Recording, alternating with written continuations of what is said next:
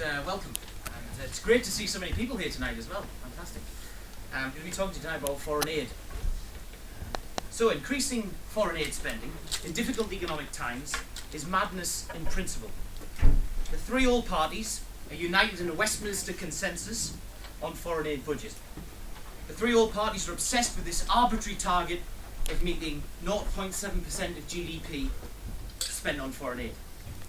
They're obsessed with this because they're out of touch with the British people, and they're more bothered about looking good on the international stage than they are dealing with any of the problems Britain faces.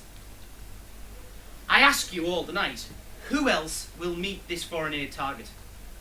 China, France, Germany, and many other countries are cutting back on their foreign aid. And the reason for that is because they understand that the government's first responsibility is to look after their own citizens and sort out their own domestic political priorities first. Despite the demands of the electorate to cut foreign aid spending, this arrogant and stubborn Prime Minister, David Cameron, will not change course. So does David Cameron care about foreign aid? I hear you ask. Of course not. It's about political positioning for Cameron. He's using it to say two things. First, to say to the British people that the Conservative Party is a compassionate party, and that's why you should come and vote for us, because we're foreign aid. And the other thing is, he is more bothered about grandstanding on the international stage as a world statesman than dealing with any of the domestic problems the country faces. They don't care about foreign aid. They're using it to score political points. It's nothing but a gesture politics. The chief purpose of boosting aid spending is to detoxify the Tory brand. They believe that reducing international aid now would revive their reputation as the nasty party. We should divert foreign aid and spend that money on the flood victims in this country. Our leader Nigel Farage spoke for the country 2 weeks ago when he started this debate about diverting foreign aid. We should be spending that money in the southwest and in the south and in flood defences all across Britain. The British people can see the common sense in this proposal where others can't. The Prime Minister and the three old parties are on the wrong side of this debate. We are on the right side of this debate. The British people will not tolerate this clear and utter waste of our taxpayers' money while domestic political issues go ignored. The British people agree with us on this. The wastefully spent annual international aid budget could be diverted to improve inadequate defences and crumbling infrastructure which the flooding has exposed. In a Comrest poll for ITV News just last week, 73% of respondents agreed with that. It's ridiculous to think that we're wasting £11 billion on foreign aid, yet the government is determined to push ahead with cuts in flood defences, in frontline policing and defence. This is an out-of-touch government that simply does not get the British people's real priorities.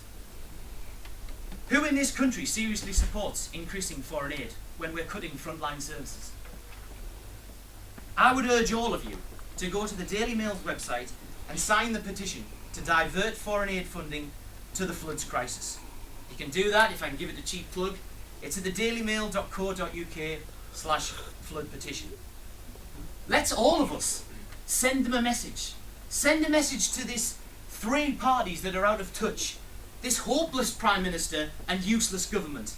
Let's tell the government that we support diverting foreign aid money into our floods to help the people in our country first.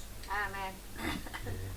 Britain's foreign aid programme, thanks for that by the way, Britain's foreign aid programme has become a byword for inefficiency and political correctness. Some of the vanity projects in this foreign aid budget. We've got 1.2 million donation to the World Flood Prevention. Now think what that could have done in Britain if we'd spent it here. A further 115 million has gone to flood prevention overseas, across the whole world. Billions to foreign governments for projects to tackle global warming, including wind turbines in Africa, and looking at foreign coal-fired power stations as well being supported by our taxpayers' money. Millions towards disaster recovery. 42.5 million to Pakistan in 2011. Enormous sums going to China, £27 million to China. £300 million to India. Both of these countries have got massive space programs. Millions wasted on roads projects. Critics saying that they're in the wrong place or they're never finished. If you look at Mozambique, we spent £60 million on a road to Malawi and it ran out of cash 4 miles short of the border. I mean, you can't make this stuff up. Massive salaries for foreign aid officials. Tony Blair's former aide, Sir Michael Barber, was paid £5,000 a day to give advice to Pakistan on foreign aid spending. This is crazy wastes of our money. £1 billion a month on foreign aid being spent. 40% of that money goes to the EU with no audit trail whatsoever. We can't even see where that money goes. £500 million of the budget was spent on consultants in this country. 80 million was given to one country. They spent 30 million on an executive jet for their president. Of that 80 million. It's incredible. There's lots of corruption and misuse of aid, with some of it being spent on sunglasses and apartments in Paris. When you read some of the papers, it's scary, some of the stories. It's totally wrong that African dictators can use aid money to bump up their personal wealth and excesses rather than spend that money on the desperate poverty of their own people. Rwanda, a very poor country, has received tens of millions of pounds from Britain. However, their president enjoys a luxury lifestyle, includes a palace, a weekend retreat, and 2 Bombardier jets. I'm sure we'd all like that. Our objection, as UKIP, our objection to this whole proposal is that while departments in all other areas of government are seeing 20, 30, 40% cuts in their budget, the international aid budget will increase by 40% over this Parliament. That's despite the evidence of waste, corruption, and the dependence culture that it gives to these developing countries. Britain, in the words of former Development Secretary Andrew Mitchell, is a development superpower. Now I ask any of you, who in this room wants to be a development superpower? I don't think any of us in this country want to be a development superpower.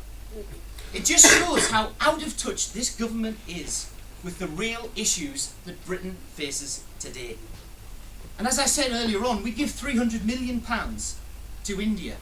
France gives £18 million in comparison to India. India wants to spend its money on development programs. They are quite entitled to do so, but they shouldn't be relying on our money to do it. They can do it with their own money. India doesn't need our £300 million. It has aircraft carriers, which we don't. It has up-to-date jets, trained pilots, nuclear weapons, a government that admits they don't need our aid, more billionaires, more millionaires. They've got a space program. They've even got their own Grand Prix. And we still give them our money. It's frankly madness. So what is our approach? What is UKIP's approach on foreign aid? We are for humanitarian aid and disaster aid. We do not support increasing aid at this difficult economic time for our country. We should cut foreign aid and spend that money on the British people's priorities. Things like our armed forces, police, hospitals, schools. We should divert foreign aid money to the UK flood victims, as charity does indeed begin at home, as our leader said, Nigel Farage, quite rightly. We would not allow 40% of our aid to be dictated by the EU with no audit trail. Let the British government put the interests of the British people first for once. We should be helping developing nations with trade, not aid. That is our approach.